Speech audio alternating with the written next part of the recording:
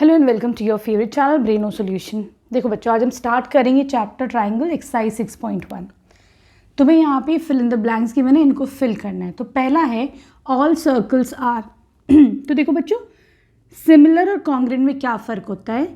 Congruent जो मतलब होता है, कॉन्ग्रेंट का मतलब होता है तुम्हारे पास शेप और साइज दोनों सेम हो। ठीक है, जैसे कि अगर मैं एक सर्कल बनाती हूँ, दूसरा सर्कल अगर सेम शेप और सेम साइज का है तो ये दोनों क्या होंगे, कॉन्ग्रेंट होंगे। ठीक, लेकिन अगर सिमिलर वर्ड यूज़ करा गया तो सिमिलर का वर्ड होगा कि उनका शेप तो जो है वो सेम होगा, लेकिन ज़रूरी नहीं उनका साइज सेम हो या नहीं। तो ये दोनों सर्कल जो है सिमिलर तो हैं लेकिन कॉन्ग्रेंट नहीं है। ठीक है, क्लियर है। तो ये पहला क्वेश्चन है, ऑल सर्कल्स आर। तो देखो जितनी भी दुनिया में सर्कल्स है वो सब क्या होंगे, सिमिलर होंगे, उनका शेप सेम होगा। ठीक है, तो यहाँ पे वर्ड क्या आ जाएगा, सिमिलर। फिर है सेकंड है ऑल स्क्वायर्स आर। तो देखो जितने भी स्क्वायर्स होंगे वो क्या होंगे, आपस में सिमिलर होंगे, क्योंकि वो जो है शेप तो सेम होगा, ज़रूरी नहीं है साइज भी सेम हो। तो यहाँ पे आ जाएगा अगेन वर्ड आ जाएगा सिमिलर का।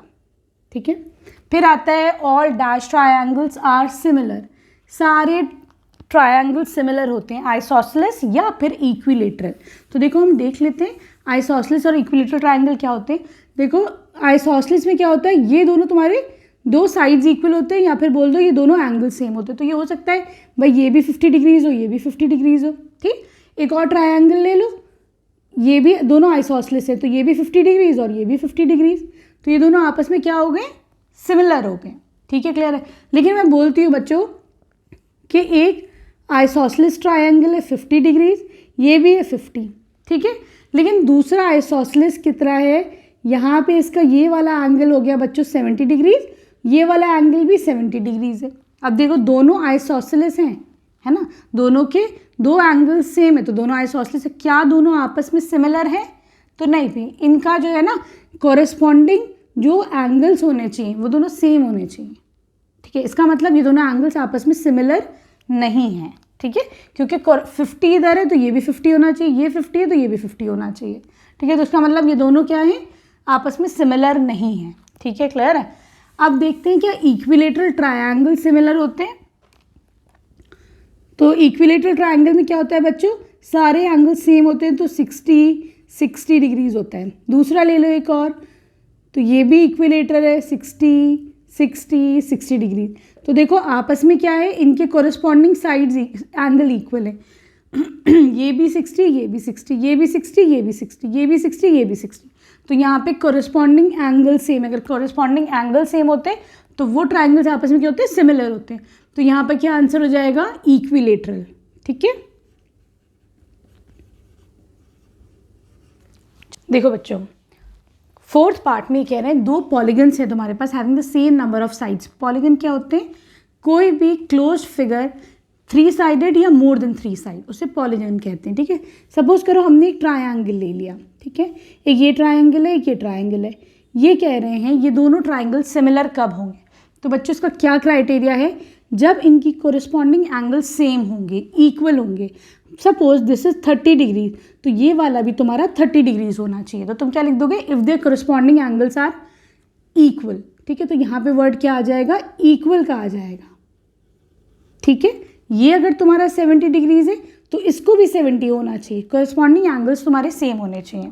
ठीक है, दूसरा ये कह रहे हैं कि उसकी जो कोरिस्पॉन्डिंग साइड्स होनी चाहिए वो कैसी होनी चाहिए। Suppose this is A, this is B, this is C, ऐसी डी ई एफ। ठीक है, तो A B upon D E ये किसके इक्वल होना चाहिए, B C upon E F के। सपोज करो this is 1 centimetre, this is 1 centimetre, तो ये कितना होना चाहिए, कुछ भी मान लो, 3 मान लो, इसको भी मान लो, इसको भी 3 मान लो। मतलब क्या मैं कह सकती हूँ कि ए बी अपॉन डी, ये इसका 3 टाइम्स है कि नहीं, इसका ये 3 टाइम्स है, इसका ये 3 टाइम्स है। ठीक है, A B upon D E कितना बैठा, 1/3। उसी तरीके से B C upon E F कितना बैठा, 1/3।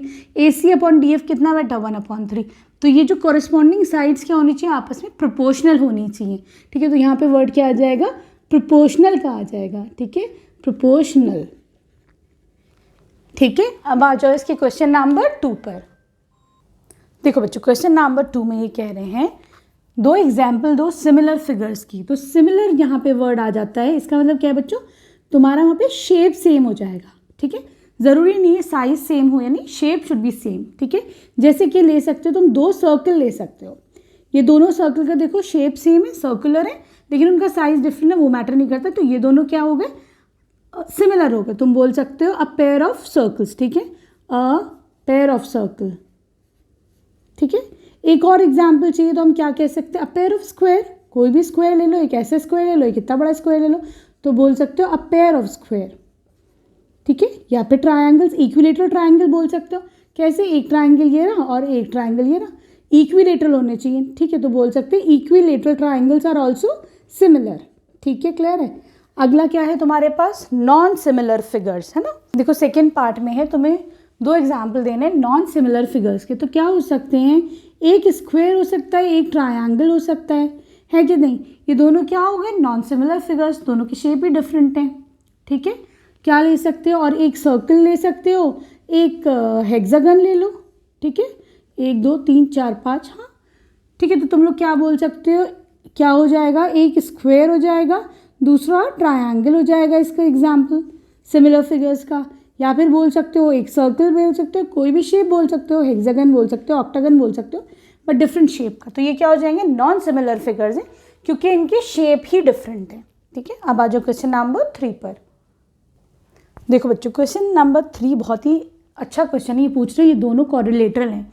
तो देखो सेम नंबर ऑफ साइड्स है, इसमें भी 4 साइड है, इसमें भी 4 साइड्स हैं, ठीक। क्या ये दोनों फिगर्स सिमिलर हैं या नहीं हैं। सिमिलर होने के 2 क्राइटेरियाज होते हैं पॉलीगन के लिए। पहला क्राइटेरिया क्या होता है कि corresponding angles should be equal, corresponding angles should be equal, ठीक है। एंगल्स क्या होने चाहिए, इक्वल होने चाहिए। जैसे कि एंगल पी एंगल ए के बराबर, क्यू एंगल बी के बराबर, आर सी के एस डी के बराबर होना चाहिए। दूसरा क्राइटेरिया क्या होता है बच्चों, जो कोरस्पॉन्डिंग साइड्स हैं वो आपस में प्रोपोर्शनल होनी चाहिए। तो देखो क्या लिख दोगे तुम, corresponding side should be equal, है ना। जो क्राइटेरिया बता रही हूँ तुम लोग को, कोरस्पॉन्डिंग साइड्स क्या होनी चाहिए, वो भी इक्वल होनी चाहिए, ठीक है। अब देखो यहाँ पर बच्चों ये इसका 2 टाइम्स है कि नहीं। 1.5 को 2 से मल्टीप्लाई करो 3 बन गया, ऐसे 1.5 को 2 टाइम्स, तो ये भी इसका 3 टाइम्स है, ये भी इसका 3 टाइम्स, ये भी इसका 3 टाइम्स। इसका मतलब यहाँ पर ये जो कोरस्पॉन्डिंग साइड्स हैं ये प्रोपोर्शनल तो हैं आपस में, है कि नहीं, प्रोपोर्शनल है ना, ठीक। इनका रेशियो सेम आएगा। लेकिन हम देखते क्या कोरस्पॉन्डिंग एंगल्स इक्वल है। तो देखो यहाँ पर एंगल P ये तो 90 डिग्री गिवन है, पर दिस इज नॉट 90 डिग्री, है कि नहीं। यहाँ पर एंगल P जो है is not equal to angle A, corresponding angles equal नहीं है ना, दैट मीन्स ये क्राइटेरिया एलिजिबल नहीं हो रहा है यहाँ पर, ठीक है। तो तुम लोग क्या लिख दोगे, these two quadrilaterals are not similar, they are not similar,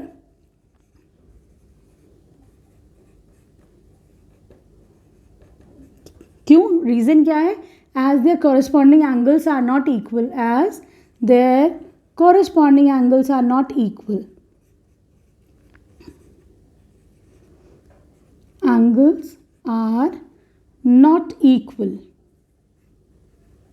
ठीक है। बहुत ही इजी एक्सरसाइज थी। वीडियो पसंद आई तो प्लीज़ चैनल को सब्सक्राइब करना। Thank you for watching Braino solutions.